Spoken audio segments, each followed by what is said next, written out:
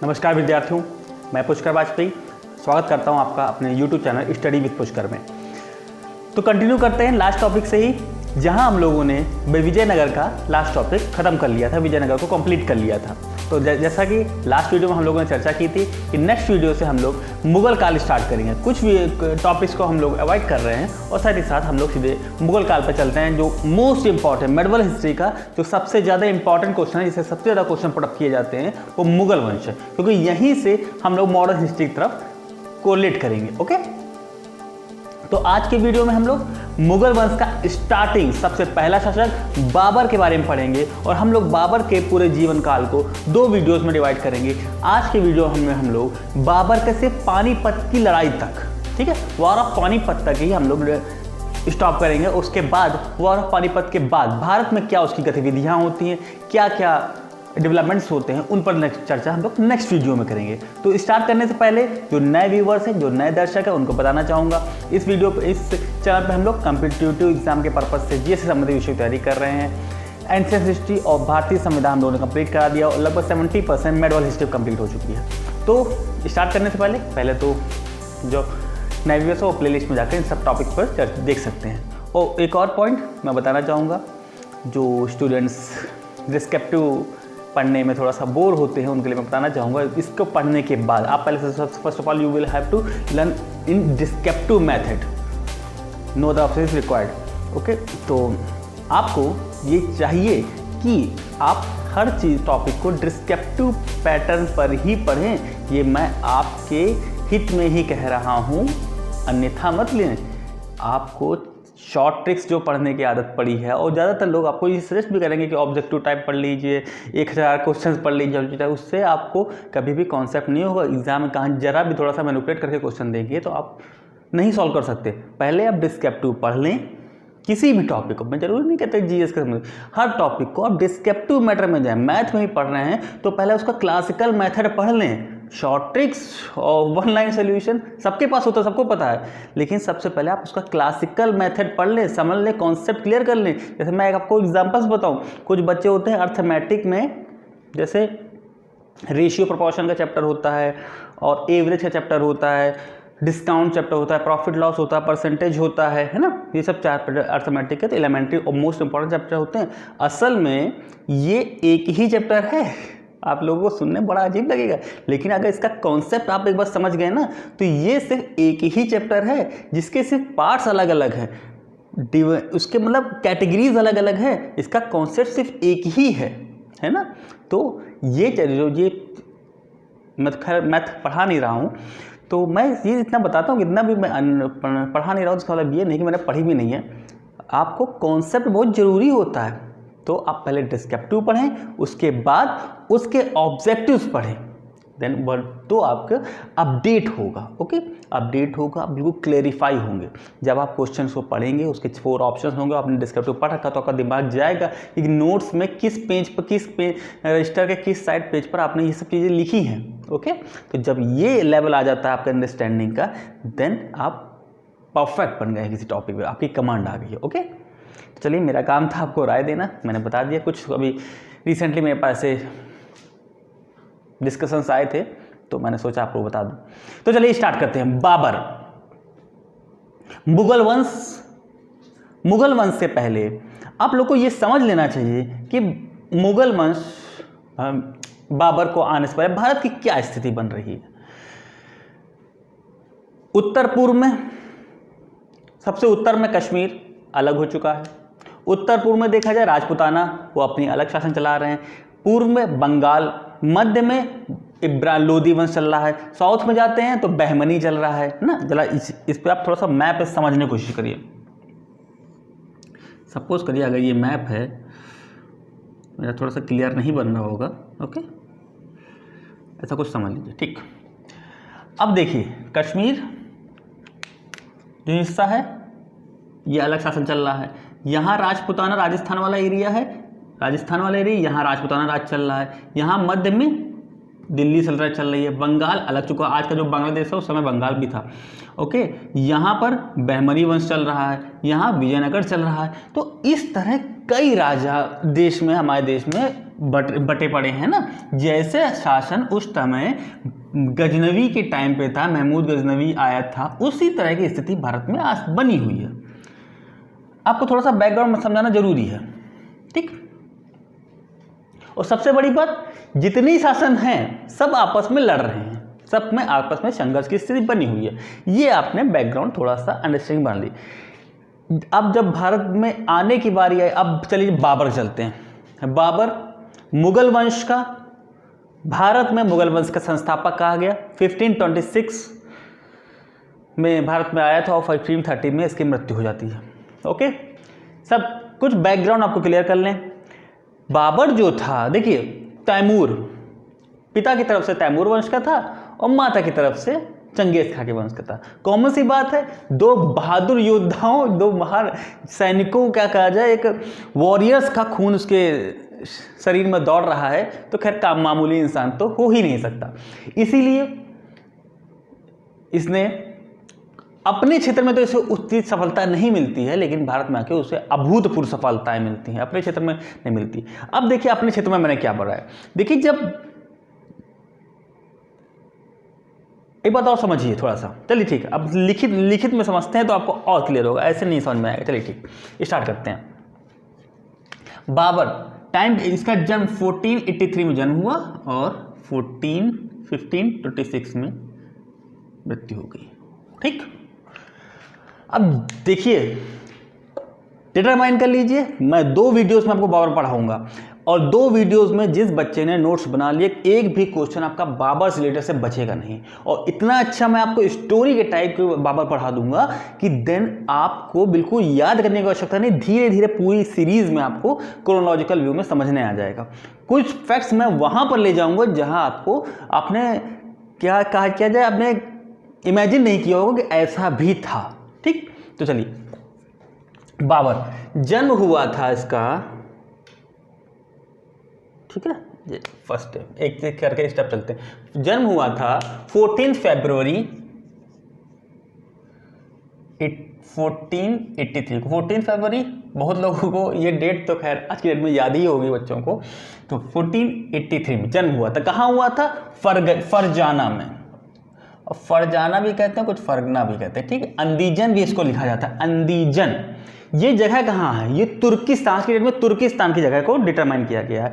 अब देखिए और समझिए, पिता का नाम था उमर शेख मिर्जा। ये क्वेश्चन बहुत पूछा गया कि बाबर के पिता का क्या नाम है। मैं आपको एक और पॉइंट बताता हूँ। 2013-14 के आसपास की बात है, बच्चे से इंटरव्यू में पूछा गया कि बाबर के पिता का क्या नाम था। उस बच्चे ने कहा कि बाबर के पिता का नाम, बाबर ने तो अपने मन से शुरुआत खुद की थी, क्योंकि उसने सिर्फ लिमिटेड सिलेबस पढ़ रखा था। तो बाबर ने अपने मन से शुरुआत खुद की थी। तो बच्चा बड़ा खुश होकर कोचिंग में बताता है आके, तो उसके टीचर्स को कहते हैं कि बाबर ने अपने पिता की वंश की शुरुआत खुद की थी, तो क्या आसमान से टपका था वो? क्या उसका पिता नहीं थे? है ना। तो ये कॉन्सेप्ट आपको क्लियर होना चाहिए। सिर्फ एक ही लाइन में, जैसे सपोज करिए बाबर के बारे में पढ़ा तो आपने सिर्फ 1526 से पानीपत की लड़ाई से लड़ा, शुरुआत से उसको लेके चले, कहाँ से आ रहा और क्यों आया था भारत में, क्या कारण बन रहे थे। बाद में 3 कारण, भारत में बाबर के आने के 3 कारण थे। अमूमन बच्चों को क्या पता होता है कि बाबर को इनवाइट किया गया था इसलिए वो भारत आया था। 3 कारण उसके पीछे पड़ रहे थे, उन सब पे हम लोग चर्चा करेंगे।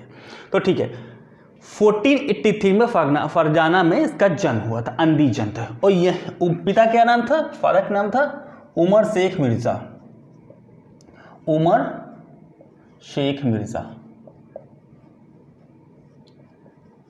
और माता थी इनकी कुतुलुक निगार।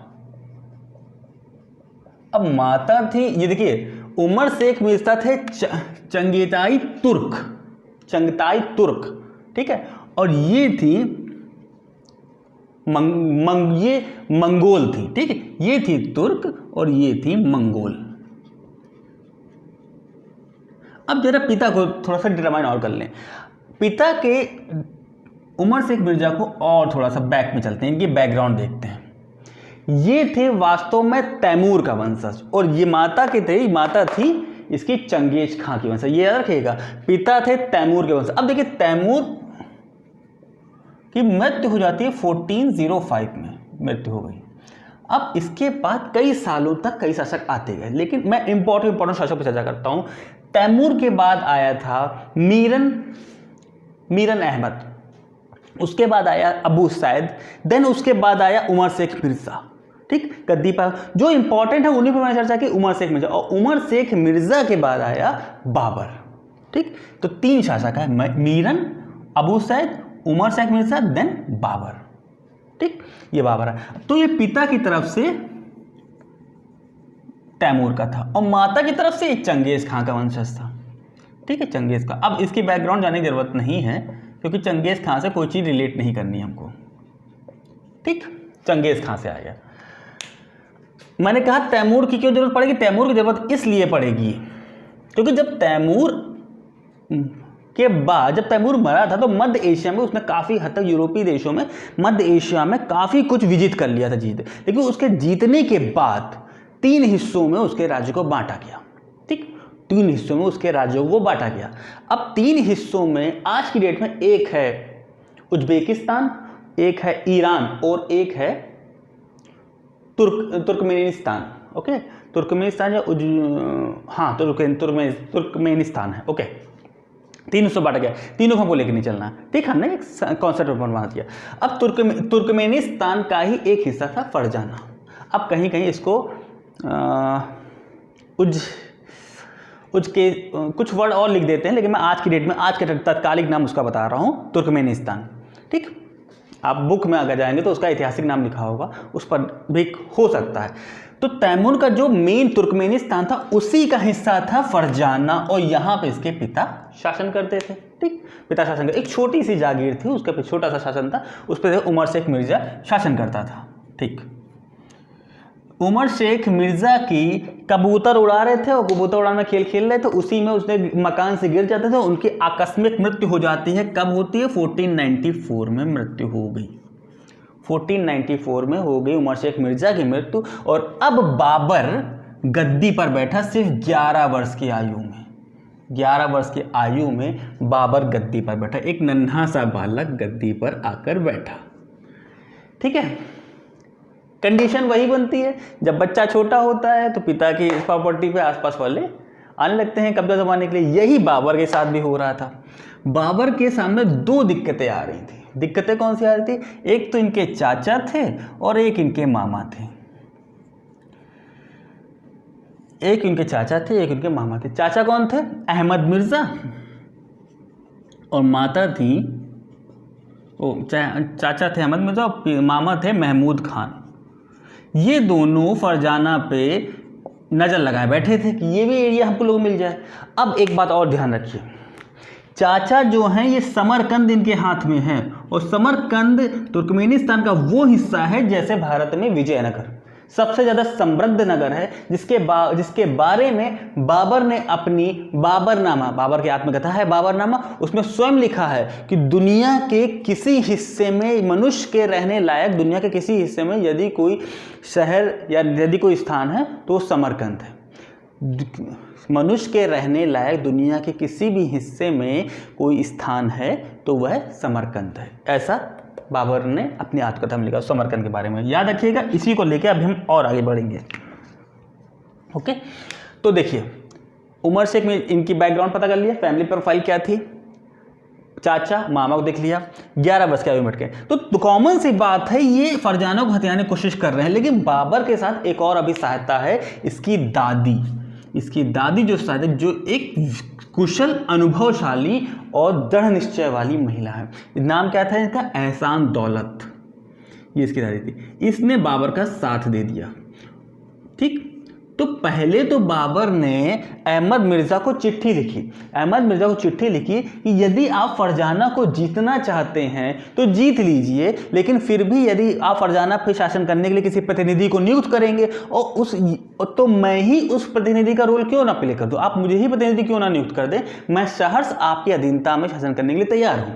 ऐसा बाबर ने अहमद मिर्ज़ा को संदेश मिला, लेकिन अहमद मिर्ज़ा ने रिजेक्ट कर दिया और दोनों के बीच में स्थिति आ गई युद्ध की। मतलब चाचा और भतीजे दोनों लड़ेंगे।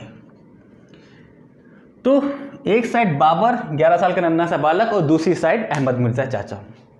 दौरान में दोनों महमूद खान दोनों की संयुक्त सेना आ गई थी, लेकिन बाबर ने दृढ़ता पूर्वक, एक बच्चे ने दौड़ता पूर्वक पूरी सेना का सामना किया। ऐसा कहा जाता है कि बाबर की सेना एक नदी में फंस गई थी, लेकिन बाबर ने लास्ट तक पुल बांधते हुए सेना का सामना किया। इससे ये दृश्य देखकर चाचा के हृदय द्रवित हो जाता है और वो समझौता कर लेता है दोनों का, और यहाँ से बाबर फरजाना और अहमद मिर्जा समरकंद।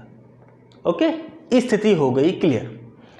अब देखिए बाबर हो रहे बड़े और इनके दिमाग में आ रही है वो उत्सुकता आ रही है, ठीक है। मैंने क्यों बताया, मैंने इसका बैकग्राउंड इसलिए कि एक साइड तैमूर, दूसरा चंगेज खान, दो बहादुर सैनिकों का खून इनके अंदर दौड़ रहा है, ठीक है। तो कॉमन सी बात है, इतना तो डरपोक बच्चा होगा नहीं, बाहुबली टाइप का तो है ही। तो फिर इसने क्या किया, सब कुछ सही चल रहा है, इसने प्लान बनाया कि मैं अब समरकंद को जीतूंगा। समरकंद किसके अंडर में है, इसके चाचा अहमद मिर्जा के अंडर में, क्योंकि समरकंद सबसे ज़्यादा समृद्धशाली राज्य है। तो समरकंद को जीतने के लिए इसने फील्डिंग सजाई। कारण क्या थे, पहला कारण था कि फरजाना की सुरक्षा हो जाएगी पश्चिमी दिशा से, फरजाना की पश्चिमी दिशा से सुरक्षा हो जाएगी, अब कोई अटैक करेगा नहीं, ठीक है। फिर दूसरा क्या था, बाबर की प्रतिष्ठा में भी तो वृद्धि होगी कि एक छोटे से बालक ने फरजाना को हरा दिया, अपने चाचा को हरा दिया, इस कारण से इसने किया, ठीक है। अटैक करने के लिए उसने फील्डिंग सजाई, लेकिन 2 बार अटैक किया, दोनों बार उसने मुंह की खाई, ठीक है। उसने एक्चुअली 2 बार अटैक किया, इस उद्देश्य से लगभग 1504 के आसपास 2 बार अटैक किया। पहली बार तो हार गया, लेकिन दूसरी बार इसने लगभग 8 महीने तक वो किया रखा, कब्जा कर रखा समरकंद की भी सेना के आसपास, समरकंद के किले के आसपास पूरा कब्जा करके रखा। और 8 महीने बाद इसने समरकंद पर कर लिया है कब्जा, ठीक है। समरकंद पे कर लिया कब्जा, ठीक। समरकंद पे आके बैठ तो गए गद्दी पर, अहमद मिर्जा को साइड में, चाचा को हटा दिया और खुद गद्दी पे आके बैठ गए। लेकिन ये दांव बैठ गया उल्टा कैसे बैठ गया, क्योंकि ये समरकंद में तो आके बैठ गया, लेकिन 100 दिन ही बैठा। जब उसे सूचना मिली कि फरजाना में विद्रोह हो गया है और वहां पर आपके यहाँ से फरजाना चला गया, तो दौड़ते दौड़ते गए फरजाना के, अब तो फरजाना बचाना पड़ेगा। तो फरजाना दौड़ते दौड़ते गए, लेकिन यह फरजाना में हुआ क्या कि इसके अहमद मिर्जा का बेटा था जहांगीर मिर्जा,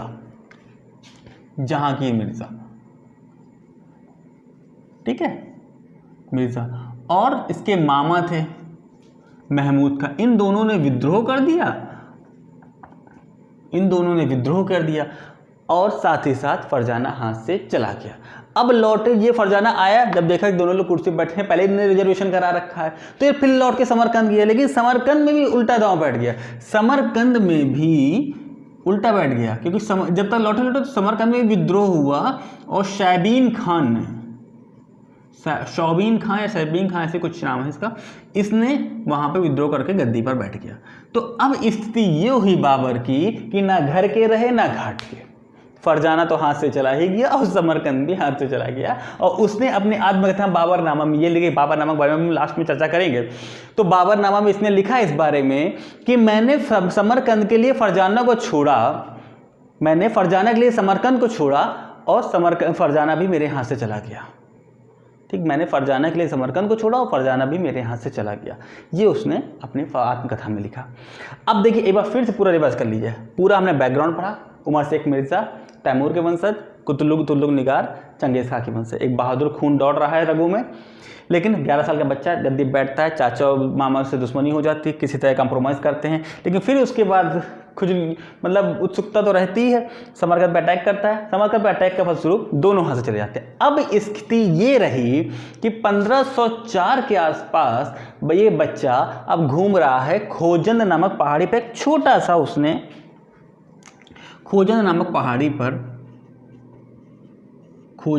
पहाड़ी पर इसमें छोटा सा राज्य है, वहाँ पे अपने शासन चला रहा है। कोई आसपास पूछने वाला नहीं है, कोई सुबह की चाय और रात का डिनर पूछने वाला कोई नहीं है, जो खुद बनाओ खुद खाओ वाली स्थिति हो गई है। मतलब एक खाना बदोश जीवन जी रहा है। लेकिन ये देखिए फिर वही बात, बहादुर है, खून अच्छा है ना इसके पास, तो कहते हैं कि बहादुर तो है। फिर वही बात, इसने फरजाना को जीतने की कोशिश की, है ना, जीत गए, लेकिन फिर हाथ से निकल गया। समरकंद को भी जीतने की कोशिश की, लेकिन समरकंद पे लगभग इसने 8 महीने तक शासन किया। 8 महीने तक शासन किया। देखिए यहाँ इसको 1499 में जीतने की कोशिश की थी और इसको 1500 में जीतने की कोशिश की थी, और समरकंद को इसने जीतने की कोशिश की, लेकिन 8 महीने तक शासन करने के बाद फिर शौबिन खान ने इसको पराजित किया। कौन से युद्ध? बहुत इंपॉर्टेंट युद्ध है, पूछा जाता है सर ए पुल का युद्ध किसके बीच हुआ था? सर ए पुल का वॉर किसके बीच? तो इस युद्ध में बाबर को हरा दिया। और फर्स्ट ऑफ ऑल आपको ये जानना चाहिए कि इस युद्ध में सबसे पहले बाबर तुलगुमा नीति, जो उज़्बेकों की तुलगुमा नीति थी, उससे परिचित हुआ। उसने युद्ध करते हुए देखा, उस नीति से युद्ध करते हुए देखा। कौन सी नीति थी? उज़्बेकों की तुलगुमा नीति। इन सब नीतियों की क्या थी, इन पर भी हम लोग चर्चा करेंगे। तुलगुमा नीति, इससे युद्ध करते हुए देखा। ठीक, मैंने क्यों बता दिया ये भी अभी चर्चा करेंगे कि ऐसे युद्ध करते हुए। और इस युद्ध के बाद अब बाबर की स्थिति ये हो गई कि अब उसे खानाबदोश जीवन जीना पड़ेगा, जंगल की रोटी खानी ही पड़ेगी, क्योंकि उसे मध्य एशिया से पूरी तरह खदेड़ दिया गया कि अब ना तुमको समरकंद मिलेगा, ना फरजाना मिलेगा, कछु नहीं मिलेगा, तुमको जंगल की पहाड़ी भी नहीं मिलेंगी, अब तुम जाओ यहाँ से। तो इस युद्ध के पास बाबर की स्थिति काफ़ी दयनीय हो गई। मतलब 1503 से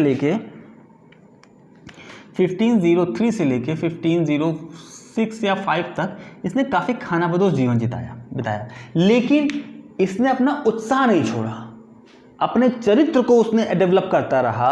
और इसने इस वैसे टाइम तो इसका खराब चल ही रहा था ये टाइम, तो इसने ये भी अपने बाबरनामा में लिखा है कि मुझ पे विपत्ति का समय आ गया था और मैं बिना रोए नहीं रह सका। उसने अपनी किताब में ऐसा लिखा कि मुझ पे विपत्ति का समय आ गया था और मैं बिना रोए नहीं रह सका। तो इसी कारण यहाँ पे इसने खानाबदोश जीवन बिताया, लेकिन अपने आप को डेवलप करता रहा, अपने आप को प्रचार करना, लोगों को अपने आप से परिचित कराता रहा। तो धीरे धीरे जो इसकी सेना यहाँ पर 1409 पर सिर्फ 200 अनुयायी बचे थे इसके पास। जो इसकी सेना, जो सब सेना है ना, सब दरबारी सिर्फ 200 लोग थे, वो धीरे धीरे बढ़ने लगे और एक स्टेज पर आकर ये संख्या पहुंच गई 14,000 सैनिक इसके आसपास आ गए। इस स्थिति में धीरे धीरे उसने अपने को डेवलप किया और 4,000 लगभग इसके पास सैनिक आ गए। 4,000 सैनिक आने के बाद अब इसने अपने आप को कहा कि अब कुछ करना चाहिए, अब हम लोग जीतने लायक हैं, क्योंकि समरकंद तो अब जीत नहीं सकते, इतनी बार मार खा के आए हैं, फालतू में बेइज्जती हुई है। फरजाना भी नहीं मिल सकता, वहाँ तो अपने ही बैठे हैं, अपनों से बेइज्जती करा लेंगे हम। तो इसने कहा अब नए रास्ता अपनाते हैं। और स्थिति देखिए काबुल की, अफगानिस्तान की राजधानी है काबुल, तो काबुल की स्थिति देखी। क्यों देखी? क्योंकि काबुल में उस समय राजनीतिक उपद्रव चल रहा था, एक राजा दूसरे पर युद्धों की स्थिति चल रही थी। इसी स्थिति का लाभ उठा के उसने काबुल पर अटैक किया और 1507 में काबुल का राजा बन के बैठ गया, शासक बन के बैठ गया। और उसने सबसे पहले अपने जो मंगोल, क्योंकि उसने अपने बाबरनामा में लिखा है कि मैं पिता की तरफ से तो चंगेज खां का हूँ, यानी कि तुर्की हूँ, लेकिन माता की तरफ से मैं चंगेज खां का हूँ, मतलब मंगोल हूँ। तो इसी आधार पे वो अपने आप को मंगोल डिक्लेयर करता था, ना कि तुर्की। अपने आप को मंगोल उसने बताया है। तो फर्स्ट ऑफ ऑल उसने मंगोल की जो आज तक जो उपाधि थी मिर्ज़ा, उसको त्याग, क्योंकि देखिए सब कहीं मिर्ज़ा आ रहा है, सब कहीं मिर्ज़ा आ रहा है, तो उसने मिर्ज़ा छोड़कर अपने आप की पहली उपाधि पादशाह धारण की। अब कहीं कहीं ब्रैकेट में ये भी लिखा रहता है बादशाह, ठीक है, तो आप दोनों याद रखिए।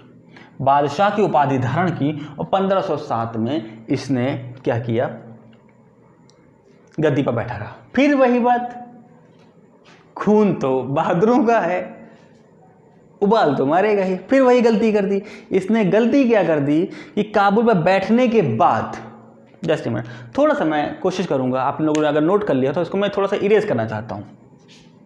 इरेज क्या करूँ, बस थोड़ा सा टॉपिक है उसको मैं सोच रहा हूँ क्लियर कर दूँ। चलिए ठीक है, यहाँ पे करता हूँ, ठीक है। 1504 के बाद, 7 के बाद, ये लगभग 15 जहाँ से आपको थोड़ा सा ये आप क्लियर कर लीजिएगा, है ना। फिर वही बात, खून तो चंगेज खां और तैमूर का है, तो उत्सुकता रहेगी, बहादुरी दिखानी है। इसने फिर वही किया, अब सहायता ले ली ईरान के शाह की सहायता ली, और साथ ही साथ उसकी सहायता से तुर्कमेनिस्तान का बहुत सारा एरिया जीतता गया, और साथ ही साथ अपना राज्य बहुत ज़्यादा विस्तार कर लिया, जिसमें जीतने में जो थे समरकंद जीत लिया, और ताशकंद जीत लिया, बुखारा जीत लिया, ठीक है, बुखारा जीत लिया, और बख्त शाह भी जीत लिया, ठीक है, ये सब एरिया उसने जीत लिया, गजनी जीत लिया। इस तरह उसने ईरान के शाह से की सहायता से ये सब जीत गया। अब देखिए ईरान, जहाँ तक बात है तो ईरानों से ही इसने बंदूक चलाने की क्वालिटी ले रखी थी। ईरानी यही तो, जब भारत में बाबर आएगा ना तो गन पाउडर इंट्रोड्यूस करेगा, बंदूक चलाने की टेक्निक्स इंट्रोड्यूस करेगा फर्स्ट ऑफ ऑल पानीपत के वार में। तो याद रखिएगा ईरानियों से इसने बंदूक चलाने की क्वालिटी ले ली थी, ठीक है। तो ईरानी शाह की सहायता से इसने समरकंद ताकत, मतलब बिल्कुल बाहुबली स्टाइल में सब कुछ जीतते ही चले जा रहे थे, लहर चल रही है बाबर की। तो लेकिन फिर क्या दिक्कत हुई, ये 1511 की बात है, 1511 की बात है, इसने आसपास ये सब जीता। लेकिन 1512-13 के आसपास ये सब उसके हाथ से धीरे धीरे निकलते गए, विद्रोह हो रहे थे और विद्रोह को वो कंट्रोल नहीं कर पाया और धीरे धीरे हट गए, सिर्फ इसके हाथ में बक्सा रहा, ठीक है, इतना रहा। अब बैकग्राउंड में आपको ये समझना होगा कि ये सब चीज़ें उसके हाथ से चली क्यों गई, अचानक ऐसा क्या हो गया कि सभी कहीं विद्रोह शुरू हो गए और धीरे धीरे सब कुछ इसके हाथ से चला गया।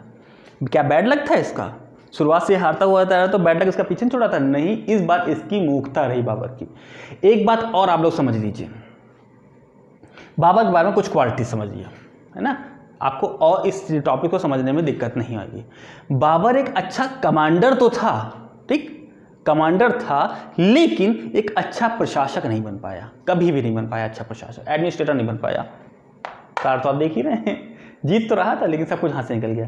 पहली बार बाबर एक अच्छा कमांडर, मतलब अच्छा सैनिक तो था, युद्ध तो जीत लेता था, लेकिन अच्छा प्रशासक नहीं बन पाया। दूसरी बात, उसने बचपन से अपने इतने युद्ध लड़े थे, 11 साल की उम्र से इतने युद्ध लड़े हैं, और भारत आने तक उसने इतने युद्ध लड़ जाएगा कि वो युद्ध की हर टेक्निक्स जान जाएगा। जैसे उज्बेकों की तुलगमा नीति, उस्मानियों की नीति, अभी हम लोग चर्चा करेंगे उस पर, और तुर्कों से इसने घुड़सवारी जीत ली थी, ईरानियों से इसने बंदूक चलाने पर क्वालिटी ले ली थी, और क्या लिया था, मंगोलों से इसने युद्ध करने की कुछ टेक्निक्स, जैसे आकस्मिक युद्ध करना, ट्रेंचेस बिछाना, ये सब टेक्निक्स ले ली थी। तो आप समझ लो लगभग 4-5 क्वालिटी ले ली थी। तो इसके बारे में इतिहासकार लिखते हैं कि ये युद्ध करने की वैज्ञानिक तकनीकों का समन्वय था। कारण देखिए, फिर समरी तौर पर बता रहा हूं, बाबर एक अच्छा कमांडर तो था लेकिन अच्छा प्रशासक नहीं बन पाया, कारण ये समझ में, ठीक। दूसरी बात, युद्ध अच्छे लड़ रहा था क्योंकि इसके पास टेक्निक्स अच्छी थी। तीसरी बात, बाबर सिर्फ युद्ध के दौरान ही कट्टर था, मतलब युद्ध, जैसे अगर ये बताया जाता है कि बहुत ही नृशंस हत्या की है, ऐसा बाबर की सेना के बारे में कहा जाता है कि जब ये युद्ध जीत जाते थे तो अपोजिट साइड की सेना के सभी सैनिकों का सिर काटकर एक पिरामिड की शेप में बना देते थे, और ये जताते थे कि हम यहाँ आ गए हैं, अब यहाँ अगर कोई आएगा तो इसका यही हश्र किया जाएगा। मतलब जितने भी सैनिक, जब ये पानीपत का वार लड़ते हैं तो बताया जाता है जितने भी 15,000 सैनिक बचते हैं उनको सबका सिर कलम करके एक पिरामिड की शेप बना दी जाती है, और ये घोषणा की जाती है कि अब यहाँ के शासक हम ही हैं।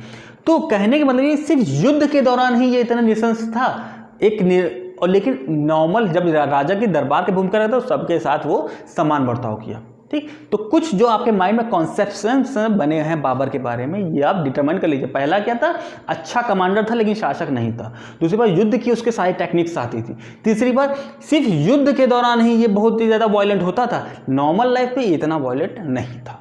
ओके, चलिए अब स्टार्ट करते हैं। समरकंद, ताशकंद, बुखारा सब इसने जीत लिया था 1511 में, लेकिन 1512 के और 13 के आसपास सब कुछ इसके हाथ से निकल गया, सिर्फ बख्त को छोड़कर। क्या कारण था? क्योंकि इसने ईरान के शाह से एक शर्त रख ली थी। शर्त क्या थी? ईरान के शाह फ्री फंड में थोड़ी सहायता कर रहे थे, इतने थोड़ी ना गोला बारूद बैठे हैं कि दान दक्षिणा देंगे। तो ईरान के साथ इसने शर्त क्या लगी थी, ईरान के साथ से समझौता करते हुए इसने शिया मत एक्सेप्ट कर लिया था, शिया मत एक्सेप्ट करता है। अब जो मुस्लिम धर्म के बारे में कुछ ज़्यादा जानकार हैं वो जानते होंगे कि जितना मुझे भी जानकारी है कि मुस्लिम धर्म में शिया और सुन्नी दो संप्रदाय होते हैं जो मतानुसार होते हैं उनके। तो कुछ शिया होते हैं, कुछ सुन्नी होते हैं। तो ये जितना एरिया जीता था इसने, ये सुन्नी बाहुल्य था और बाबर खुद भी सुन्नी था। जब उसने ईरान के साथ से ये संधि कर ली थी कि मैं शिया संप्रदाय एक्सेप्ट कर लूँगा, शिया मत एक्सेप्ट कर लूँगा, और साथ ही साथ जो अपने जीते हुए प्रदेश हैं यहाँ जो शिया संप्रदाय के मत है उसको प्रचारित भी करूँगा, इसी बात से यहाँ विद्रोह हुआ था। धार्मिक आक्षेप किया गया था यहाँ पर, तो उसके कारण यहाँ पर विद्रोह हुआ, जिसके कारण वो रोक नहीं पाया। तो ये कारण पूछा जाता है कि बाबर इतने सब जीत कर भी कैसे सब कुछ हार गया। तो उसका कारण था जो ईरान के साथ से उसने शर्त रखी हुई थी। शर्त क्या थी कि आप शिया संप्रदाय एक्सेप्ट करेंगे और साथ ही साथ जो अपने जीते हुए प्रदेश हैं वहाँ को शिया संप्रदाय को प्रचारित भी करेंगे, ये कारण था। तो देखिए अब स्थिति क्या हुई है, बाबर के पास कुछ नहीं बचा, फिर से जहाँ शुरू की थी वहीं पर आगे खड़े हैं, काबुल के पास हैं। अब क्या होता है, इसके बाद भारत की तरफ अग्रसर होने की योजना बनाई जाती है। क्यों योजना बनाई जाती है, उसके कारण भी क्या थे, नेक्स्ट स्लाइड में चलेंगे। लेकिन आप पॉइंट ये याद रखिएगा, तैमूर भारत आया था और भारत में कुछ पंजाब का कुछ क्षेत्र जीत के चला गया था। ठीक है, ये पॉइंट याद रखिएगा। उसी पॉइंट से हम लोग नेक्स्ट स्लाइड का रिलेट करेंगे बाबर की। मैंने कहा था बाबर को भारत में आने के सिर्फ एक कारण नहीं था कि दौलत खान राणा सांगा ने उसको इन्वाइट किया था, उसके 3 कारण थे भारत में आने के। तो उसको हम लोग नेक्स्ट स्लाइड में चर्चा करते हैं। चलिए चलते हैं हम लोग नेक्स्ट स्लाइड में। नमस्कार विद्यार्थियों, एक्चुअली जो लास्ट स्लाइड का वीडियो है वो 2 से 3 दिन पहले का शूट किया हुआ है। माइक में थोड़ा सा टेक्निकल फॉल्ट आ जाने के कारण वो वीडियो कंटिन्यू नहीं हो पाया, उसको मैं आज यहाँ से कंटिन्यू करूँगा। ओके, तो चलते हैं। अब हम लोगों ने लास्ट स्लाइड में बाबर पढ़ लिया था। बाबर पढ़ने के बाद हम लोगों ने इसका एलिमेंट्री पोर्शन पढ़ा था, किस तरह वहाँ उसका जीवन स्टार्ट होता है। स्टार्टिंग स्टेज पर उसे राजगद्दी मिल जाती है फरजाना की। देन उसके बाद वो समरकंद को जीतने की कोशिश करता है लेकिन जीत नहीं पाता है। देन लास्ट में खाना बदोश जीवन जीते हुए काबुल पर अधिकार करता है। उसके बाद फिर समरकंद को जीतने का प्रयास करता है ईरान की सहायता से, और जीतता भी समरकंद, बसखां और ताशखंद, इस तरह होते हुए अपनी गजनी तक अपना साम्राज्य विस्तार कर लेता है। लेकिन ईरान के साथ से हुई डील के अकॉर्डिंग वो शिया संप्रदाय एक्सेप्ट करता है और उसी को एक्सपेंड करने की कोशिश करता है, जिसके कारण विद्रोह होते हैं और सारे राज्य उसके हाथ से निकल जाते हैं सिर्फ बसखां को छोड़ के। ओके, इसके बाद वो भारत पर अटैक करता है। भारत पर अटैक करने उसके क्या क्या कारण होते हैं, साथ ही साथ भारत पर अटैक करने पर वो अपने कुछ युद्ध नीतियों को भी अप्लाई करता है। उन युद्ध नीतियों पर चर्चा करेंगे। उसने अपने बाबरनामा में भारत में कितने राज्यों का उल्लेख किया, उस पॉइंट को देखेंगे, और कितने भारत पे जो एलिमेंट्री अटैक्स किए थे उन सब पॉइंट पे इस स्लाइड में हम लोग देख लेंगे। तो भारत पर अटैक करने के क्या क्या कारण थे उस पर देखते हैं। भारत पर अटैक करने के क्या कारण है उसको थोड़ा सा यहाँ पर हम लोग देखते हैं। भारत पर अटैक करने के मुख्यतः उसके 3 कारण थे। अमूमन बच्चों को सिर्फ दौलत खां और राणा सांगा के इन्विटेशन के बारे में पता होता है, लेकिन उसके 3 कारण थे। पहला कारण क्या था? पहला कारण ये था कि 1503 के आसपास जब अपना खाना बदोश जीवन जी रहा था तो उस दौरान इसने अब एक गांव की 103 साल वृद्ध महिला के से एक अपने पूर्वज, अपने वंशज तैमूर की कहानी सुनी थी। जैसे मैं बता चुका हूँ, बाबर एक साइड से पिता की तरफ से तैमूर का, माता तरफ से चंगेज खां का वंशज था। तो अपने ग्रैंडफादर तैमूर के बारे की कहानी सुनी थी और कैसे उस वृद्ध महिला ने बाबर को बताया था कि तैमूर ने भारत के एक वैभवशाली देश भारत पर अटैक किया था, जिसमें पंजाब पे कुछ राज्यों पर अधिकार कर लिया था। ओके, तो वहीं से वैभवशालता और अटैक्स को देखते हुए उसने एक संकल्पित हुआ कि एक जीवन में लाइफ में एक बार इंडिया का टूर जरूर करेंगे। ओके, तो इस तरह ये कहा जाए कि तैमूर पे के द्वारा किए गए अधिकारों पर पुनः कब्जा करने के लिए उसने भारत पर अटैक करने के लिए ऐसा सोचा। दूसरा, क्यों मैंने पहले बता चुका हूँ, बाबर एक अच्छा कमांडर तो था लेकिन अच्छा प्रशासक नहीं था, जिसके कारण काबुल में अर्थव्यवस्था पूरी तरह से चौपट हो चुकी थी, धन की कमी थी और सेना को इसको अपडेट करना था, क्योंकि अपने राज्य को एक्सपेंड करना है तो सेना को डेवलपमेंट बहुत जरूरी होता है, उसके लिए धन की आवश्यकता थी। तो धन की कमी के कारण भी इसने भारत पर अटैक किया। धन की कमी का। अब कारण तो उसके पास थे ही दोनों, लेकिन बात आने को इन्विटेशन नहीं मिल रहा था। इन्विटेशन दे दिया दौलत खान लोधी ने और राणा सांगा ने, दौलत खान लोधी ने व राणा सांगा ने। अब ये कौन थे राणा सांगा? दौलत खान लोधी, देखिएगा समझिएगा, दौलत खान लोधी था पंजाब का दीपालपुर प्रांत का हेड था, पंजाब का दीपालपुर प्रांत, याद रखिएगा, अब कई बार ये क्वेश्चन आएगा। और ये जो मैं आपको बैकग्राउंड समझाऊंगा, ये को समझना बहुत जरूरी है जब तक अगर आपको फर्स्ट वार ऑफ पानीपत समझना है। तो दौलत खान लोधी पंजाब का दीपालपुर प्रांत का हेड था। इसकी और इब्राहिम लोधी की संबंध अच्छे नहीं थे। कारण ये था कि इब्राहिम लोधी जो दिल्ली सल्तनत का हेड था, वो उसने बिहार विजय के दौरान दौलत खान लोधी को मदद के लिए बुलाया था, लेकिन दौलत खान लोधी गया नहीं था। इसके कारण इब्राहिम लोधी नाराज हो जाता है, उसको दिल्ली सल्तनत में बुलाता है, लेकिन तब भी नहीं जाता है। आज्ञा को उल्लंघन के समय इनके इब्राहिम लोधी और इसके बीच युद्ध की स्थिति आ जाती है। अब देखिए, असल में इब्राहिम लोधी से कोई भी खुश नहीं होता है। दिल्ली सल्तनत में लोधी वंश का अंतिम शासक इब्राहिम लोधी से कोई खुश नहीं होता है। उसके राज्य, उसके दरबारी, उसके अमीर, उसकी सेना, कोई खुश नहीं होता। सब कोई चाहता है कि इसकी नीतियों को अगेंस्ट, सब कोई इसकी नीतियों का अगेंस्ट था। मतलब दिल्ली सल्तनत को इसने बर्बाद करने में कोई कसर नहीं छोड़ रखी थी।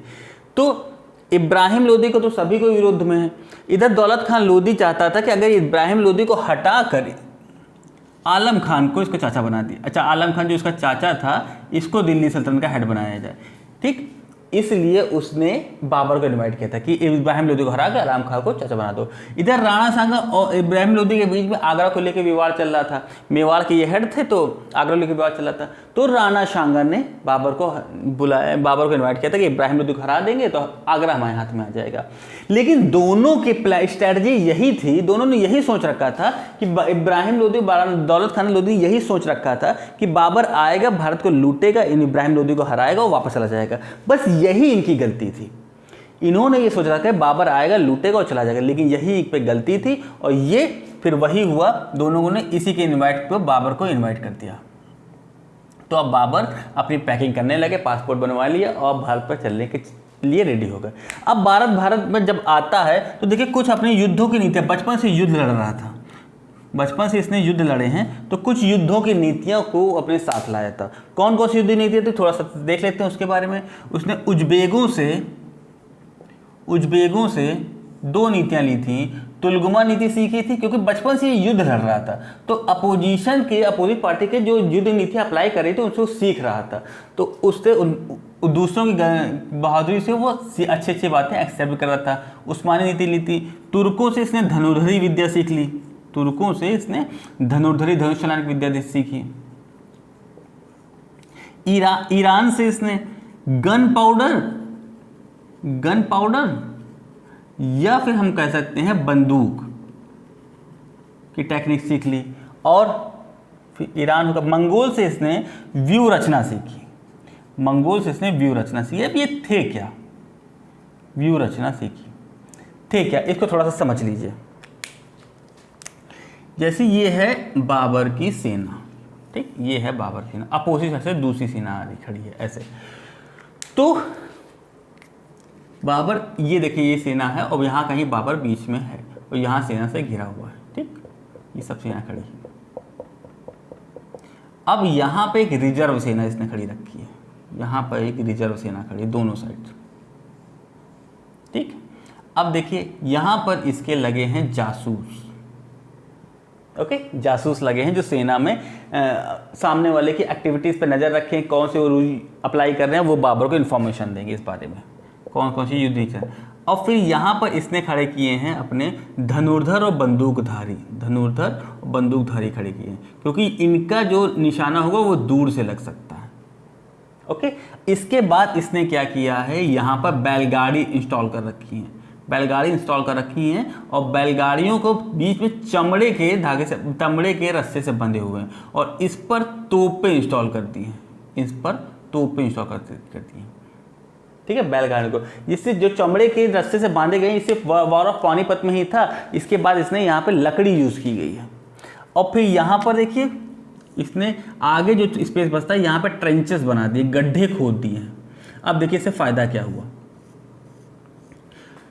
पानीपत के ही हम रेफरेंस लेके चलते हैं किस तरह पानीपत का युद्ध जीता था। अब देखिए जो ये युद्ध रिजर्व है ना, जब सामने से अटैक होता रहता है तो जो रिजर्व सेना खड़ी होती थी इसको ये पीछे से अटैक करते थे, इन पे पीछे से अटैक करते थे। तो जो पीछे से अटैक करने की ये तरीका है इसको बोल गया तुलगुमा नीति। जो ये इन्होंने ट्रेंचेस गड्ढे खोद दिए हैं और उसको पत्ती अत्ती से ढक दिया है, इसमें आके सामने से एक हाथी आते तो इसमें गिर जाते थे। भगदड़ मचती थी जिसमें हाथी उन्हीं की सेना को कुचल देते थे। तो ट्रेंचेस में बना रखे थे ये, इसे मंगोलों से उन्हें सीखा था। अब देखिए इब्राहिम लोदी ने पानीपत में लगभग 651 हाथी यूज़ किए थे। तो 651 अगर इसमें 10 हाथी भी इसमें अंदर चले गए ना तो भगदड़ मचेगी और वो पूरी सेना को रौंद देंगे। ठीक, इसके बाद इसने तोपें इंस्टॉल कर रखी थी।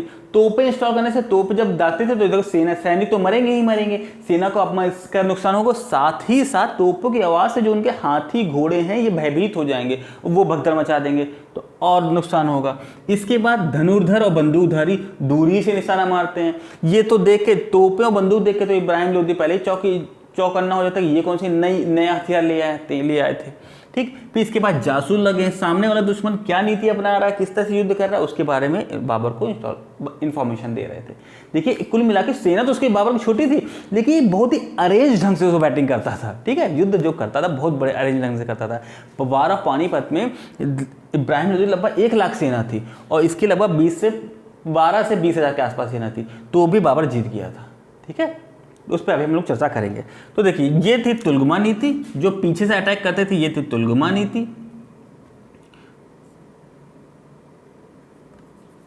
ये थी तुलगुमा नीति।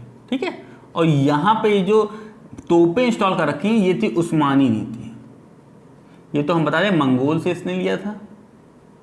और जो तोपें और बंदूक इंस्टॉल कर रखी हैं ईरान और तुर्क। तो ये तोपें तो उस्मानी से, जो बंदूकें और धनुधरी इंस्टॉल कर रखे हैं ये ईरान और तुर्क का व्यक्ति। ठीक है, अब इसके बाद जब बाबर भारत आता है तो उसके उसने अपने बाबरनामा में कुछ राज्यों का उल्लेख किया। पेट क्वेश्चन है, एग्जाम में कई बार पूछा भी गया स्लेट में। तो उसने बताया कि हमने 7 राज्यों का उल्लेख किया है, 7 में 5 राज्य हिंदू थे और 5 राज्य मुस्लिम थे और 2 राज्य हिंदू थे। 5 राज्यों में कौन कौन से थे मैं देखिए शॉर्ट में लिखे दे रहा हूँ। बंगाल था, दिल्ली था, बहमनी था। ठीक है, शॉर्ट में मैंने लिख दिया है बंगाल, दिल्ली, बहमनी, मालवा, गुजरात। हो गए 1 2 3 4 5। ठीक है, और इसमें था मेवाड़ और विजयनगर। इतने उसने उल्लेख किए और ये बताया है कि भारत में 2 शक्तिशाली राजाओं का उल्लेख किया है। एक तो है राणा सांगा, इसको बताया गया एक शक्तिशाली राजा था, और दूसरा जो तत्कालीन भारत का सर्वशक्तिमान राजा था वो था कृष्णदेव राय। ये पेट क्वेश्चन दोनों पूछे गए हैं कि बाबरनामा में किस राज्य का उल्लेख किया गया है या कौन से राजाओं का उल्लेख किया गया, या क्वेश्चन पूछ लेते हैं कि बाबर के अकॉर्डिंग भारत का तत्कालीन सर्वशक्तिमान राजा कौन था, तो कृष्णदेव राय था। इसके बाद भारत अटैक करता है भारत पे। सबसे पहला अटैक कहाँ करता है 1519 में पहला अटैक करता है। किसके अगेंस्ट? यूसुफ जाई जातियों के। पानीपत का पहला वार नहीं हुआ था, यूसुफ जाई जातियों के विरुद्ध पहला वार किया था इसने, क्योंकि इस आक्रमण का उद्देश्य सिर्फ शक्तियों को भापना था, इंडियंस की शक्तियों को भापना था। इसने इस जाति के विरुद्ध, और ये लोग थे एग्रेसिव थोड़े थे, ये बिना तलवार के दम के, इन पर तलवार ही के द्वारा कंट्रोल किया जा सकता है। ऐसा राइटर्स लिखते हैं ये बहुत एग्रेसिव स्वभाव होते हैं, तलवार के द्वारा ही इन पर कंट्रोल किया जा सकता है। देन इसके बाद आगे बढ़ता है और बाजौर का किला जीतता है, बाजौर का किला।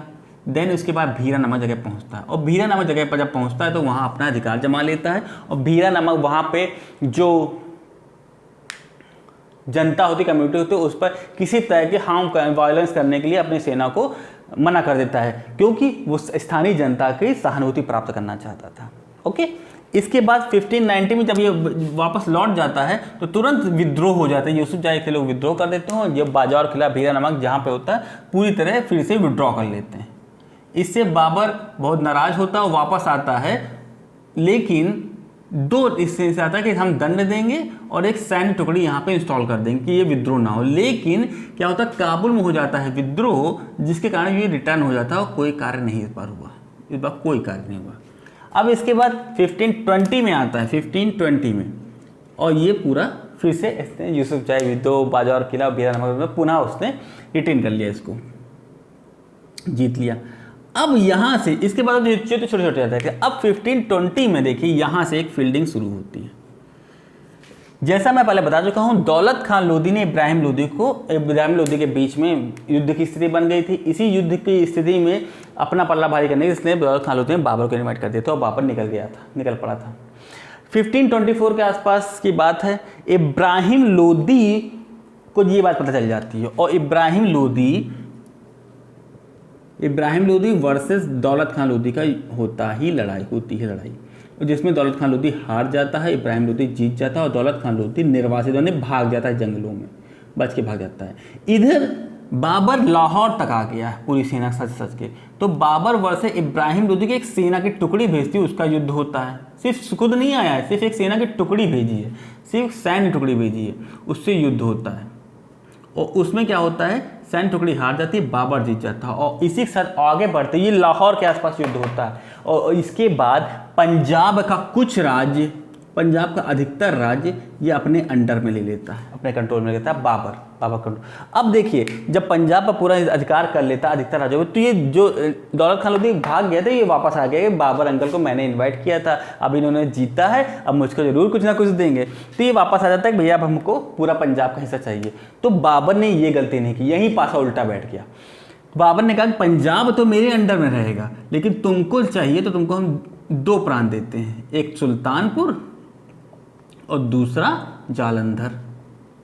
कहीं कहीं सुल्तानपुर जगह मुल्तान भी लिखा है, ठीक है, लेकिन ज़्यादातर सुल्तानपुर ही लिखा है, ठीक है। और क्या किया, आलम खान जो इब्राहिम लोधी का चाचा था उसको क्या दिया, दीपालपुर।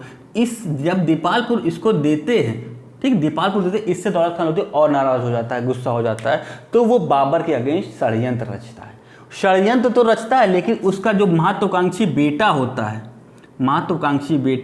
है, कौन होता है, दिलावर खान। मैंने बता चुका हूँ, पूरी आपको याद होना, दिलावर खान बेटा, ये बाबर अंकल को बता देता है। एक मतलब ये कहा जाए विश्वासघाती पुत्र अपने पिता के अगेंस्ट ही बाबर जाके बता देता है कि मेरे पिताजी आपके अगेंस्ट षड्यंत्र रच रहे हैं, बच के रहना। इससे बाबर बड़ा खुश होता है और इसको क्या देता है, इसको देता है जालंधर ने इसको सुल्तानपुर देता है और साथ ही साथ मतलब सुल्तानपुर इसके हाथ से खींच लिया और साथ ही साथ इसे खाना की उपाधि देता है, अब बाबर दौलत खान लोधी को बुलाता और समझाता है कि देखो मैं जीत के आया हूं, तो जो मैं डिसीजन लूंगा, कार्ड दिया है, तुम अपना व्यवहार से ले लो। तुमको पास 1 राज्य था, हमने तुम्हें 2 राज्य दिए, लेकिन तुम्हारी गलती कहाँ है, क्योंकि तुमने गलती की, मेरे अगेंस्ट षड्यंत्र रचा है, इसलिए सुल्तानपुर तुम्हारे बेटे को देता हूँ, तुम सिर्फ जालंधर लेके संतुष्ट रहो। दीपालपुर आया आलम खान के पास पे, यहीं से एक बीज नया बोया गया, यहीं से लड़ाई का बीज बोया गया, जिसमें दौलत खान लोधी अभी भी जीवित तो है ही, ये फिर से विद्रोह करेगा। अब इसके बाद 4 होगा, 5वां विद्रोह क्या होता है, ये इंपॉर्टेंट है। 5वां विद्रोह युद्ध किसके बीच होता है और क्यों होता है, उसके बाद हम पढ़ेंगे वॉर ऑफ पानीपत। तो चलिए अब चलते हैं नेक्स्ट स्लाइड में, जहां हम लोग वॉर ऑफ पानीपत के बारे में चर्चाएं करते हैं। चलिए चलते हैं नेक्स्ट स्लाइड में। तो चलिए उसके आगे स्टार्ट करते हैं, जब बाबर मतलब चौथा वार हो चुका है, चौथी बार आ चुका है, दौलत खां को कुल मिला के जालंधर उसके पास बचा हुआ है, दौलत खां में असंतुष्टि होती है। अब फिफ्थ अटैक जो होता है, फिफ्थ अटैक यह ऑलमोस्ट होता है 1524 के आसपास, ठीक, उसी के बाद ही होता है। जस्ट मिनट, ये 1526 है, 1524 नहीं 2026 है, पानीपत का वार जिस साल हुआ है। ओके, तो अब देखिए होता क्या है, इसका थोड़ा बैकग्राउंड समझते हैं। जैसे ही बाबर 4th वार के पास वापस लौटता है तो दौलत खां विद्रोह कर देता है और सबसे, अपने पुत्र से और आलम खां से सारी जागीरें छीन लेता है और सबका हेड बन के बैठ जाता है। इससे क्या होता है, आलम खान गुस्सा के जाता है बाबर अंकल के पास काबुल कि बाबर अंकल आपके चेले दौलत खान ने हमको मार के भगा दिया और हमसे सब छीन लिया है। तो बाबर आश्वासन देता है, रुक जाओ हम आते हैं, अभी तुमको फिर से सब कुछ दिलवाते हैं। तो आलम खान को वापस भेजता है। अब आलम खान जब यहाँ पे आता है तो आलम खां और दौलत खां में दोनों में हो जाती है संधि, और संधि हो जाती है, और किसके, दौलत खां में हो जाती है संधि, और किसके विरुद्ध जाते हैं ये, इब्राहिम लोधी के अगेंस्ट, इब्राहिम लोधी के अगेंस्ट जाते हैं। और इसमें क्या होता है, ये हार इब्राहिम लोदी जीतता है और दौलत खान लोदी हार जाता है। लेकिन इसी दौरान बाबर आ जाता है फिर से भारत में, और बाबर की विशाल सेना को देखकर, उसकी आक्रामकता को, एग्रेशन को देखकर दौलत खां और दिलावर खां दोनों भागते हैं कि अब बाबर अंकल मारेंगे जरूर। तो इस बार बाबर एग्रेशन में आता है और पीछा करता है दौलत खां का, और दौलत खां को पकड़ उसको बंदी बना के लाया जाता है। दौलत खां को बंदी बना के लाया जाता है और बाबर कहता है कि जिन 2 तलवारों को कमर में बांधकर दौलत खां मुझसे युद्ध करने के लिए तैयार हुआ था, उन्हीं दोनों तलवारों को उसको गले में लटकाते हुए मेरे सामने उपस्थित किया जाए। फिर से मैं बोल रहा हूं, बाबर ने लिखा है कि जिन 2 तलवारों को कमर में बांधकर दौलत खां मुझसे युद्ध करने के लिए तैयार हुआ था, उन्हीं 2 तलवारों को गले में लटकाते हुए मेरे सामने उपस्थित किया जाए। तो उपस्थित होते हैं और बाबर उसको बंदी बनाता है और साथ ही साथ भेज देता है, लेकिन कुछ कहीं बंदी गृह में भेजता है दूसरी जगह पे, और उसकी वहां पर हो जाती है मृत्यु। इस तरह दौलत खां का चैप्टर क्लोज होता है। अब कहाँ, अब फील्डिंग यहाँ पे सस्ती है। फर्स्ट वॉर ऑफ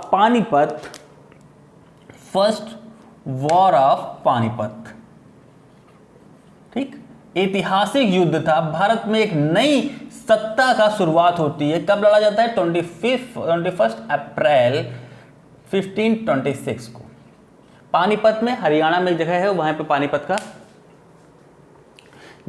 की जगह का नाम है, ठीक है। अब यहां पर बाबर, देखिए बाबर अपने साथ क्या क्या लाता है, ठीक, युद्ध के लिए। अब ये युद्ध ऐसे नहीं मामूली युद्ध, ये युद्ध लड़ा गया कस के, पूरी तैयारी के साथ। देखिए तुलगुमा नीति लाया, तुलगुमा नीति इस युद्ध में उसने अप्लाई की, उस्मानी नीति अप्लाई की, धनुर्धर इंस्टॉल कर दिए, ठीक, और गन पाउडर या बंदूक इंस्टॉल की, तोपें इंस्टॉल की, ओके। अब तोपों, इसके 2 तोपची थे इसके, उस्ताद अली और मुस्तफ़ा, जो इसके इंपॉर्टेंट थे। मुस्तफ़ा, ये पूछा गया क्वेश्चन उसके, तो उस्ताद अली मुस्तफ़ा, ठीक, इतने उसने, और मंगोल की जो व्यू रचना थी सब इसने अप्लाई कर दिया था। जैसा मैंने जो युद्ध का नक्शा बनाया था सेना का, वो जस्ट पानीपत के ही मैदान का मैंने नक्शा बना के बताया था किस तरह सेना उसने इंस्टॉल कर रखती हैं।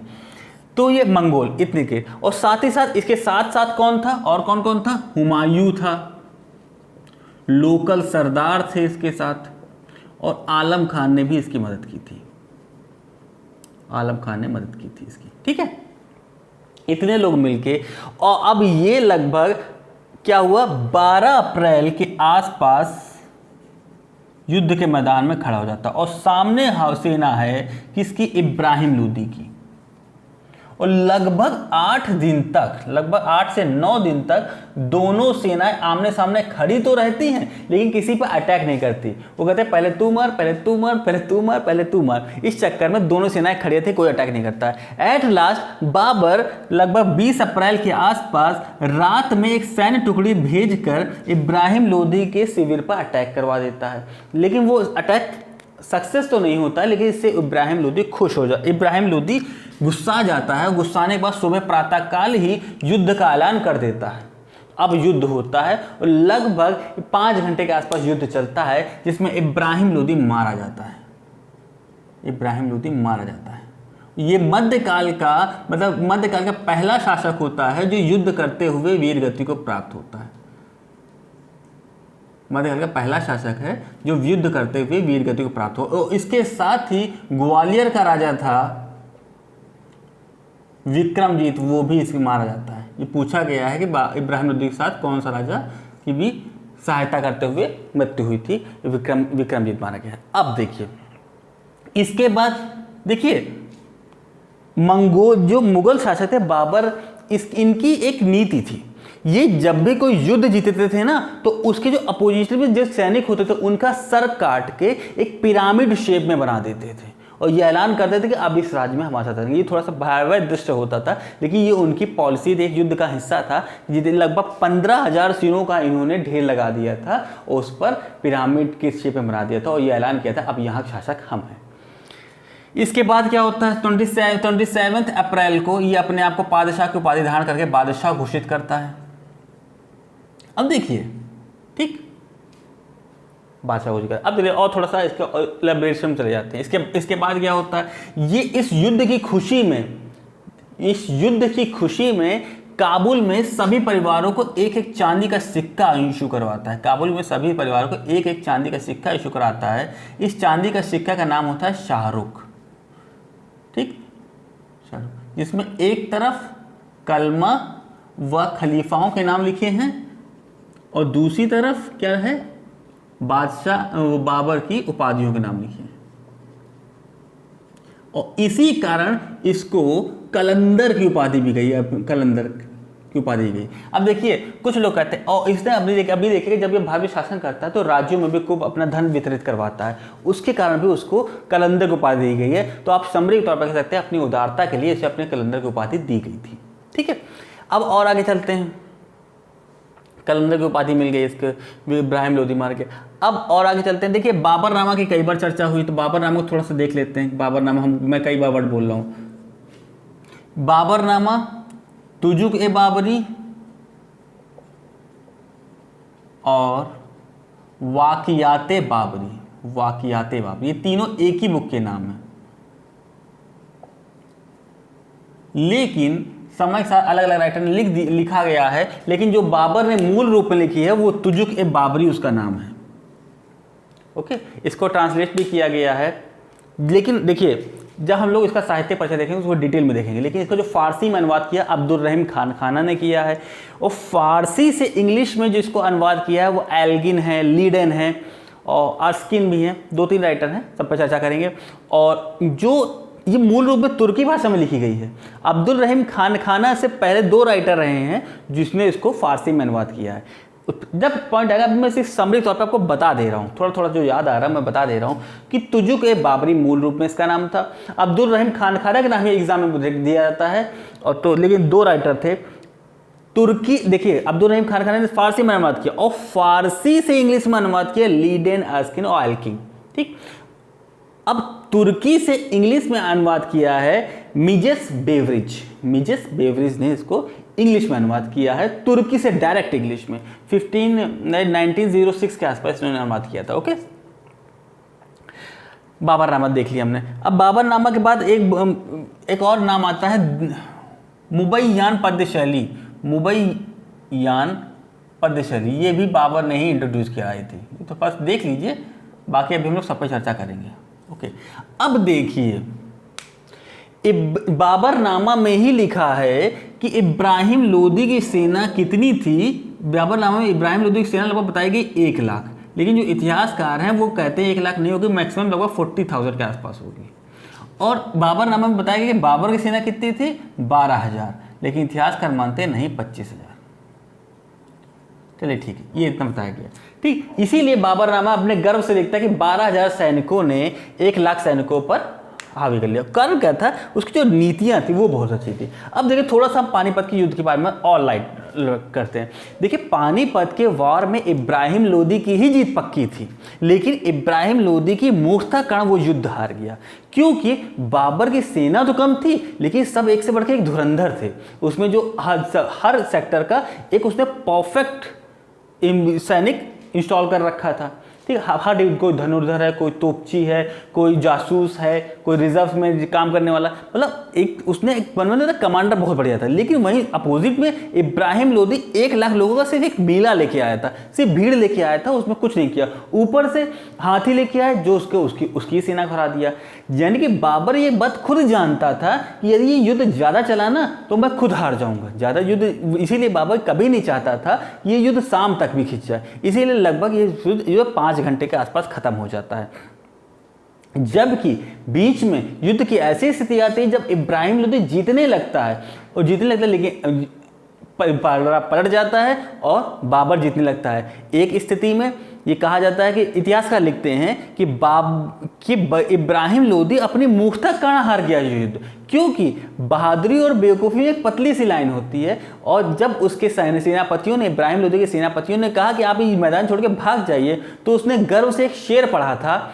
आप शेर क्या था, कि मैं किसी और तरफ जाऊं यह मर्दानगी नहीं, सुर्ख रुखों का काम नहीं है गीला होना। ऐसा कुछ शेर लिखा था, मैंने बहुत काफ़ी टाइम पहले पढ़ा हुआ था कि ऐसे शेर पढ़ा था कि मैं किसी और तरफ जाऊं यह मर्दानगी नहीं, सुर्ख रुखों का काम नहीं होता है गीला होना। ऐसा कुछ शेर पढ़ा और भिड़ गए जाके, और एट लास्ट क्या हुआ, मृत्यु को प्राप्त होते हैं और वीर गति को प्राप्त होते हैं। बाबर एक ऐतिहासिक युद्ध में, अब यहाँ से एक ऐतिहासिक परिवर्तन आएगा भारतीय इतिहास में, एक ऐतिहासिक परिवर्तन आता है जो मुगल वंश की नींव डालता है। अंतिम ये अफगान साम्राज्य था, एक अफगान साम्राज्य का पतन हो जाता है इस युद्ध के बाद, पानीपत के युद्ध के बाद, और मुगल वंश की नींव पड़ती है। लेकिन क्या इसके बाद बाबर और इब्राहिम लोदी की युद्ध के बाद क्या बाबर की सारी प्रॉब्लम सॉल्व हो गई? नहीं, असली प्रॉब्लम तो अभी बाकी थी, क्योंकि अभी तो उसने अफगान साम्राज्य का पतन किया है, अभी अफगान सरदार बहुत लोग जीवित हैं, पूरे भारत में अफगानों का ही शासन चल रहा है इस समय मोटे तौर पर देखें। और साथ ही साथ जो सबसे बड़ा योद्धा अभी तो बाकी है, मैं वॉरियर ऑफ 100 वॉर्स जिसे बोलते हैं, वॉरियर ऑफ 100 वॉर्स, राणा सांगा, जिसे संग्राम सिंह के भी मूल नाम संग्राम सिंह कहा गया, वॉर ऑफ 100, वो वॉरियर्स ऑफ 100 वॉर्स, राणा सांगा जीवित है। ये दोनों अभी दिक्कत क्रिएट करेंगे, दोनों दिक्कत क्रिएट करने लगते हैं, धीरे धीरे विद्रोह शुरू होते हैं। अफगान बाबर की अधीनता स्वीकार नहीं कर रहे होते हैं, और इसी में कुछ बाबर जब कहा जाए एक वायलेंस पॉलिसी अप्लाई करता है, तो कई अफगान सरदार बाबर की अधीनता स्वीकार कर लेते हैं, लेकिन कुछ अफगान सरदार राणा सांगा से मिल जाते हैं। तो बाबर ये डिसाइड करता है कि नहीं, पहले मुझे राणा सांगा को ही खत्म करना होगा, नहीं तो मैं इसके जो भारत के विजेता है ये खत्म नहीं कर पाऊंगा। ये सब बात के पॉइंट्स हैं। लेकिन अब हम देखेंगे, जो मैंने चर्चा की, जो पानीपत के युद्ध के परिणाम क्या हुए थे, क्या स्थिति बन गई, और दूसरी बात क्या भारत पाकिस्तान में प्रमुख समस्याएं थी, उनको थोड़ा सा जो अभी मैंने चर्चा की थोड़ा सा लाइटली डिस्क्रिप्ट देख लेते हैं, पॉइंट टू पॉइंट देख लेते हैं। ओके, तो यहाँ पे हम लोगों ने बाबर का आगमन पूरा देख लिया, किस तरह भारत में आता है, कुछ एक्स्ट्रा पॉइंट भी चर्चा कर लिए। अब चलेंगे हम लोग आज के नेक्स्ट और फाइनल स्लाइड में, जहाँ हम लोग थोड़ा सा एक्स्ट्रा पॉइंट्स पर चर्चाएँ करेंगे। चलते हैं नेक्स्ट स्लाइड में, स्टार्ट करते हैं। फाइनल स्लाइड है, इसके बारे में थोड़ा सा हम डिस्क्रिप्टिव वे में जाएंगे, समझने की कोशिश करेंगे क्या क्या स्थिति बन रही थी अब बाबर के सामने। तो देखिए, जहां उसने पानीपत का वॉर जीता है, 27 अप्रैल 1526 को अपना बादशाह की उपाधि धारण करके गद्दी पर बैठता है, और इसके बाद क्या क्या समस्याएं आती हैं उसके सामने और किस तरह समस्याओं से डील करता है, उन सब पॉइंट्स पर चर्चा करते हैं। तो सबसे पहले देखिए, पानीपत के बाद भारत की स्थिति क्या बनती है। पानीपत के बाद क्या करता है, सबसे पहले वो अपने हुमायूं को और अपने बेटे हुमायूं को और प्लस ख्वाजा किला,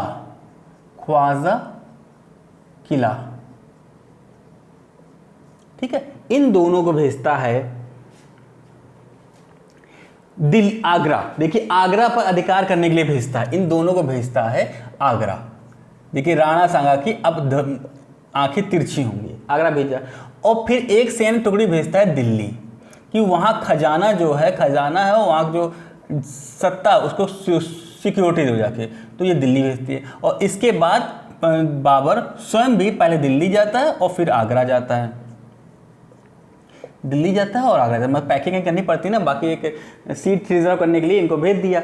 अब इनको भेज दिया, आगरा भेज दिया, फिर आगरा गया, और आगरा में इसका स्वागत करता है हुमायूं, बहुत जोरदार स्वागत करता है, बैंड बाजा के साथ स्वागत करता है। और उपहार स्वरूप, पहली बार आ रहे हैं, कुछ देना पड़ेगा, तो उपहार स्वरूप कोहिनूर हीरा देता है। कोहिनूर हीरा जो बाबर को हुमायूं को कहाँ से मिला है, वही जो ग्वालियर के राजा विक्रमजीत हैं उससे ही मिला हुआ है, उसको भी तो जीत लिया है, तो वहाँ से मिला है। बाबर इतना खुश होता है कि हुमायूं को खुशी स्वरूप कोहिनूर हीरा तो वापस ही कर देता है, और साथ ही साथ 70 लाख दाम का पुरस्कार भी देता है, और पूरी प्रजा में उपहार बंटवाता है। इसीलिए इसे उदारता के कारण उसको कलंदर की उपाधि दी गई।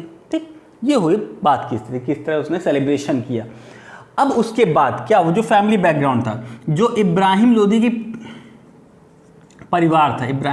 का परिवार था,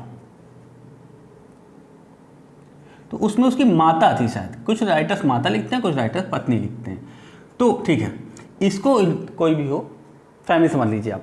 तो इसको इसने ये ऐसा नहीं कि इसको भी मार दिया, इसको इसने बाकायदा आगरा के बाहर एक घर दिया, आगरा के बाहर एक बढ़िया फ्लैट दे दिया और उस पर मालगुजारी करने, उसके परिवार चलाने के लिए एक छोटी सी परगने की जिम्मेदारी दे दी कि इससे इनकम होगी और आप अपना भरण पोषण करिए, ठीक। और जो इब्राहिम लोदी के अधिकारी थे इनको भी छोटी छोटी उसने रियासतें दे दी, छोटी छोटी का जागीरें दे दी, सबको छोटी छोटी जागीरें दे दी कि सबका खर्चा पानी चलना चाहिए, काम चलना चाहिए, काम किसी का रुके ना, ठीक है। यही अच्छी पॉलिसी होती कि किसी के नुकसान ना हो, बाकी तो हम संभाल ही लेंगे, सेंट्रल में तो हम बैठे ही हैं।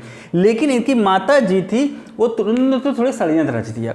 माता जी ने इसके बाबर को मारने की कोशिश की, उसके खाने में जहर मिलाकर, तो ये षड्यंत्र खैर काम नहीं कर पाया। और उसके बाद बाबर ने जो षड्यंत्र में शामिल होते हैं लोग उनको मृत्युदंड दे दिया और इनको भेज दिया, बंदी बना लिया। इनको मतलब सुख बर्दाश्त नहीं हो रहा था कुल मिला के, है ना। आगरा में फ्लैट मिला था, इनकम का शासन मिल गया था, मतलब नौकरी मिल गई थी कुल मिला के, लेकिन उनको ये रास ना आया और बाबर को मारने की कोशिश की, वो सक्सेस नहीं हुआ और उसको बंदी बना लिया।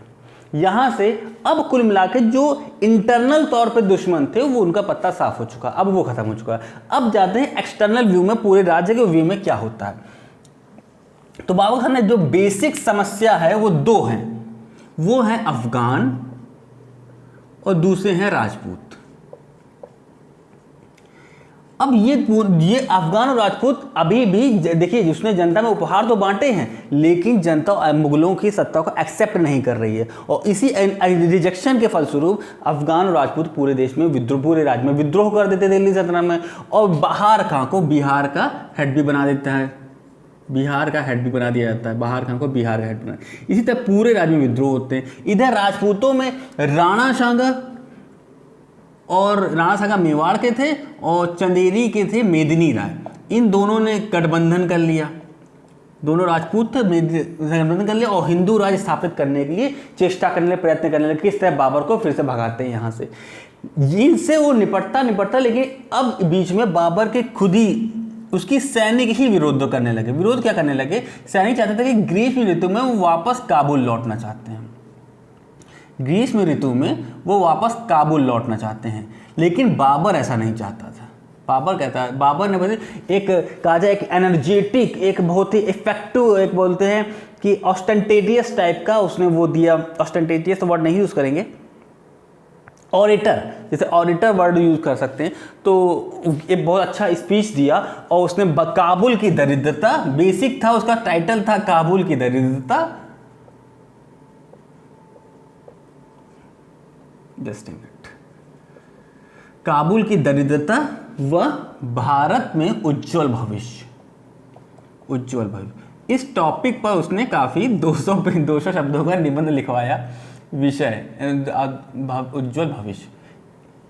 इस टॉपिक पर उसने काफ़ी अच्छा स्पीच दिया और काफ़ी सैनिक, सभी सैनिक मान गए, सिर्फ 2 लोग नहीं माने, मीर मीरान, ये पूछा गया कौन लोग लौट गए थे, मीर मीरान व अमीर ख्वाजा, ये दोनों नहीं माने थे, तो इनका करवा दिया फ्लाइट का टिकट, तो ये लोग वापस लौट गए, ठीक है। अमीर ख्वाजा इनको काबुल वापस भेज दिया।